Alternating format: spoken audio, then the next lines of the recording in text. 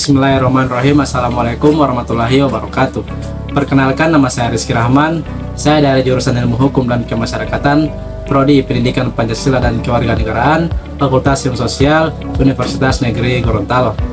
Nah, tujuan saya membuat video ini adalah untuk memenuhi tugas mata kuliah daripada Hukum Internasional yang diampu oleh dosen Ibu Noviana Bojin, SH.MH. Baik, pada kesempatan kali ini saya akan menjelaskan materi itu terkait tentang pengakuan dalam hukum internasional. Akan tetapi saya tidak menjelaskan sendiri. Di sini saya ditemani oleh teman saya yang bernama Fety Safitri Pohontu.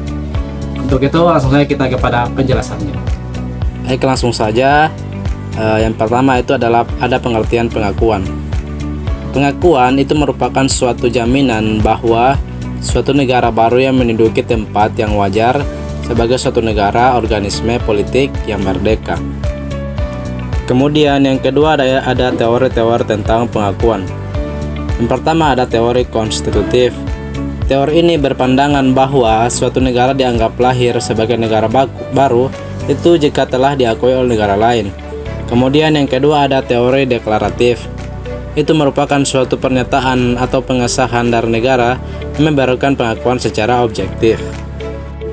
Kemudian selanjutnya yang ketiga ada mengakui dan diakui terhadap lahirnya sebuah negara. Untuk kita dapat mengetahui suatu negara pada umumnya itu memiliki kriteria sebagai berikut. Yang pertama itu memiliki keyakinan adanya stabilitas di negara tersebut. Kemudian yang kedua itu ada dukungan dari masyarakat atau penduduk. Dan yang terakhir ada kesanggupan dan kemauan untuk melaksanakan kewajiban internasional. Kemudian yang terakhir ada akibat daripada hukum pengakuan. Pengakuan itu akan menimbulkan akibat-akibat atau konsekuensi hukum yang menyangkut hak-hak kekuasaan privilege dari negara-negara atau pemerintah baik menurut hukum internasional maupun hukum nasional. Baik, itulah penjelasan materi dari saya terkait tentang pengakuan dalam hukum internasional. Selanjutnya akan dilanjutkan oleh teman saya yaitu Fety Pohontu. Baik, bismillahirrahmanirrahim. Assalamualaikum warahmatullahi wabarakatuh. Jadi perkenalkan, nama saya Fety Safitri Pohontu. Saya mahasiswa jurusan Ilmu Hukum dan Kemasyarakatan, Prodi Pendidikan Pancasila dan Kewarganegaraan, Fakultas Ilmu Sosial.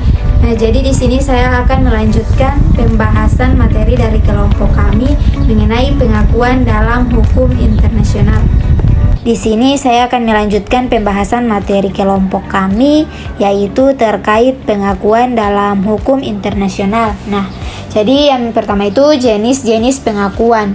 Nah, jadi jenis pengakuan itu dia terbagi menjadi dua. Yang pertama itu pengakuan tentang de facto. Nah, pengakuan itu sendiri yakni pengakuan yang diberikan kepada negara yang berdasarkan fakta atau kenyataan bahwa pemerintahan dari negara yang diakui itu lahir atau eksis. Nah, yang kedua itu tentang pengakuan de jure.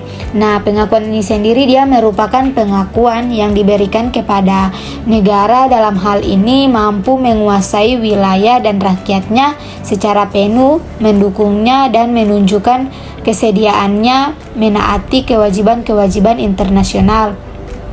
Selanjutnya itu cara pemberian pengakuan, yakni dia ada dua cara. Yang pertama itu pemberian pengakuan secara tegas dan yang kedua itu secara diam-diam atau tersirat. Yang ketiga itu pengakuan bersyarat dan kembali penarikan. Jadi yang pertama pengakuan bersyarat, yakni model dari pengakuan ini makin menunjukkan sifat pilitus dari pengakuan. Yang kedua itu tentang penarikan kembali pengakuan, artinya pada asasnya pengakuan de jure sekali diberikan tidak dapat ditarik kembali. Dan yang terakhir akibat hukum dari pengakuan. Nah, akibatnya adalah mengenai tentang kekuasaan hak dan privilege dari negara-negara atau pemerintah yang diakui menurut hukum internasional. Nah, baik, itulah pemaparan materi dari kelompok kami. Apabila ada kesalahan kami mohon maaf. Sekian, wassalamualaikum warahmatullahi wabarakatuh.